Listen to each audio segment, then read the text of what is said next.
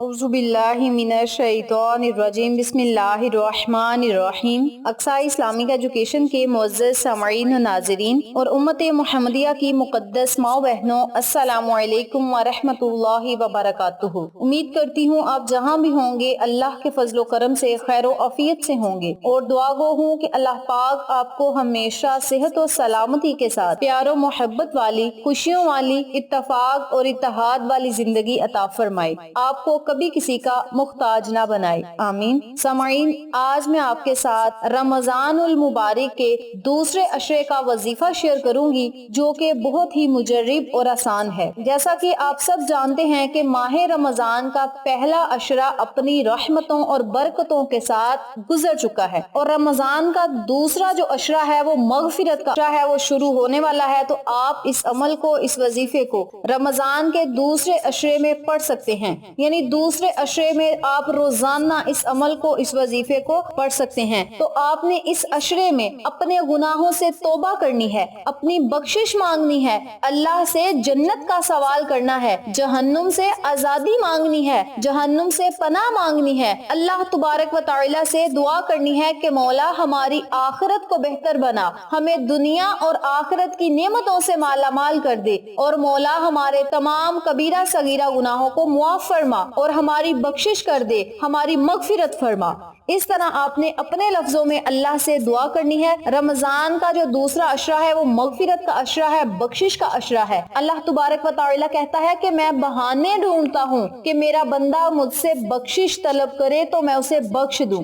मुझसे जन्नत का सवाल करे तो मैं उसे जन्नत अता कर दूं, मुझसे जहन्नुम से आजादी मांगे तो मैं उसे जहन्नुम से आजादी का परवाना दे दूं। यानी अल्लाह तुबारक व तआला तो बहाने ढूंढता है अपने बंदे को बख्शने के। तो आप सबसे गुजारिश है, रमजान और मुबारक के दूसरे अशरे में आपने इस दुआ को लाजम पढ़ना है। ये आपका वजीफा भी है। इस अमल के करने से अल्लाह करीम आपकी तरफ रुजू फरमाएगा। आप अल्लाह से जो मांगेंगे अल्लाह करीम आपकी हर दुआ को सुनेगा, कबूल करेगा।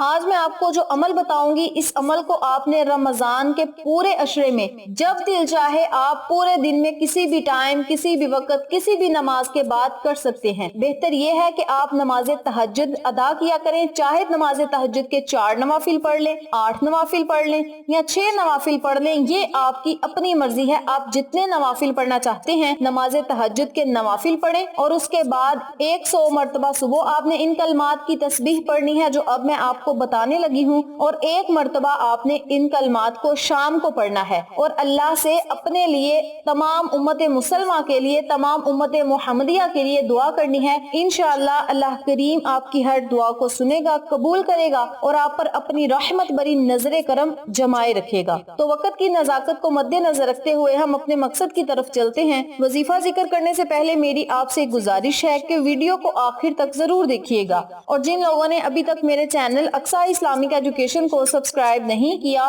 वो नीचे मौजूद लाल रंग के बटन को दबा दें और साथ मौजूद घंटी के बटन को दबा दें ताकि मेरी हर नई आने वाली वीडियो की अपडेट आप तक आसानी पहुंच सके। जज़ाकल्लाह। वजीफा करने का तरीका अच्छी तरह सुन लें, समझ लें और नोट भी फरमा लें। आपने इन कलमात को 100 मरतबा सुबह और 100 मरतबा शाम को पढ़ना है। अगर आप चाहें तो इस अमल को, इस वजीफे को हर नमाज के बाद 100 मरतबा पढ़ सकते हैं। अगर आप हर नमाज के बाद 100 मरतबा नहीं पढ़ सकते तो आप इस अमल को, इस वजीफे को 100 मरतबा सुबह और 100 मरतबा शाम को पढ़ सकते हैं। ये कलमात क्या हैं और इन्हें पढ़ना कैसे है ये भी तवज्जो से सुन लें। बिस्मिल्लाहिर्रहमानिर्रहीम। अस्तगफिरुल्लाह रब्बी मिन कुल्ली ज़म्बिन व अतूबु इलैह। अस्तगफिरुल्लाह रब्बी मिन कुल्ली ज़म्बिन व अतूबु इलैह। आपने इन कलमात को 100 मरतबा सुबह और 100 मरतबा शाम को पढ़ना है। अगर हो सके तो इन कलमात को हर नमाज के बाद 100 मरतबा आप पढ़ सकते हैं। जिन लोगों को ये दुआ आती है वो ये दुआ पढ़ लें, जिन लोगों को ये दुआ नहीं आती वो अस्तगफिरुल्लाह या अस्तगफार का विर्द भी कर सकते हैं। इसके अव्वल और आखिर आपने 11-11 मरतबा या 7-7 मरतबा दरूद इब्राहिमी लाजम पढ़ना है।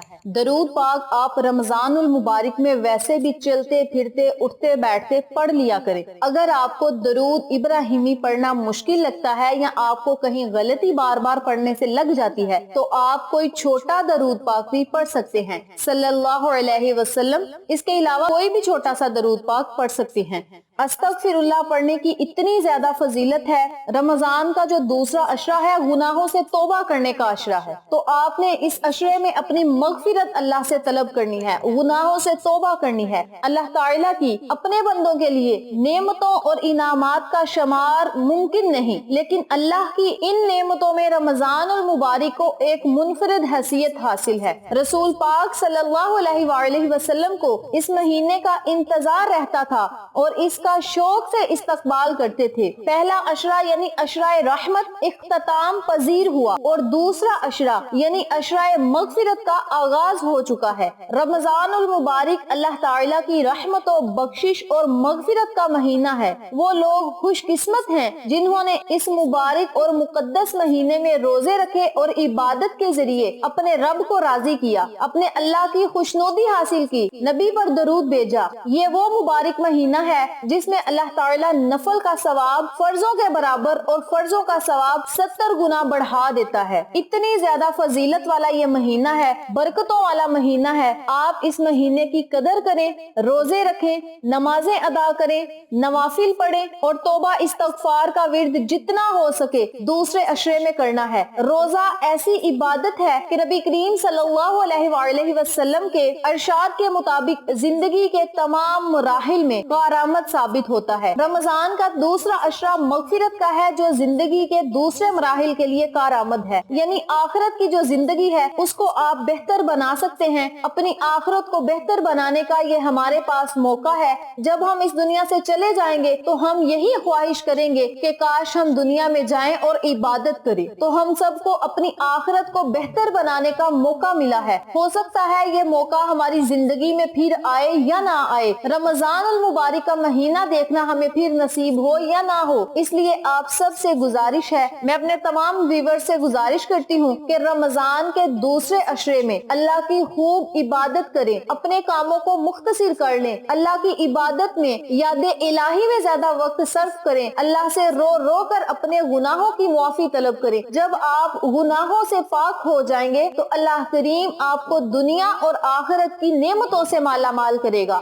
دنیا میں آپ کو رزق، دولت، گھر، گاڑی، بنگلہ سب کچھ عطا کرے گا اور آخرت میں آپ کی قبر کو جنت بنا دے گا، جنت کے باغوں میں سے باغ بنا دے گا، گلے گلزار بنا دے گا۔ آپ کا جو آخرت میں مقام ہوگا وہ جنت میں بلند اور اعلیٰ ہوگا۔ تو آپ سب سے گزارش ہے کہ آقا علیہ الصلوۃ والسلام کے فرمان کے مطابق رمضان کے دوسرے عشرے میں زیادہ سے زیادہ توبہ استغفار کا ورد کیا کریں۔ اس عمل کے کرنے سے، اس وظیفے کی وجہ سے قبر میں آپ کو راحت ملے گی، قبر میں آپ کو سکون ملے گا، قبر کی منزلیں آسان ہوں گی، آخرت کی منزلیں آسان ہوں گی اور آپ کا خاتمہ ایمان پہ ہوگا۔ اتنی بڑی سعادت ہم سب مسلمانوں کو نصیب ہوتی ہے یہ چھوٹا سا عمل کرنے سے۔ استغفر اللہ ربی من کل ذنب واتوب الیہ، جن لوگوں کو یہ دعا نہیں آتی وہ استغفر اللہ یا توبہ استغفار کا ورد بھی کر سکتے ہیں۔ اس عمل کو، اس وظیفے کو آپ خود بھی کریں، اپنے عزیزوں کا اور فیملی ممبرز، فرینڈز اور نیبرز کے ساتھ شیئر بھی کریں تاکہ تمام لوگ اس وظیفے سے مستفید ہوں، آپ کو اور مجھے صدقہ جاریہ کا ثواب ملتا رہے۔ امید کرتی ہوں آپ کو میری آج کی ویڈیو پسند آئی ہوگی۔ ویڈیو پسند آئے تو لائک کریں، شیئر کریں، چینل کو سبسکرائب کریں اور ساتھ موجود بیل آئیکن کو دبا کے آل نوٹیفیکیشن پہ کلک کریں تاکہ میری ہر نئی آنے والی ویڈیو کی اپڈیٹ آپ تک بآسانی پہنچ سکے۔ اپنا بہت سارا خیال رکھیے گا، اپنی دعاؤں میں یاد رکھیے گا۔ انشاءاللہ پھر کسی نئے وظیفے یا اچھی معلومات کے ساتھ آپ کی خدمت میں حاضر ہوں گے۔ تب تک کے لیے اجازت دیں۔ السلام علیکم ورحمۃ اللہ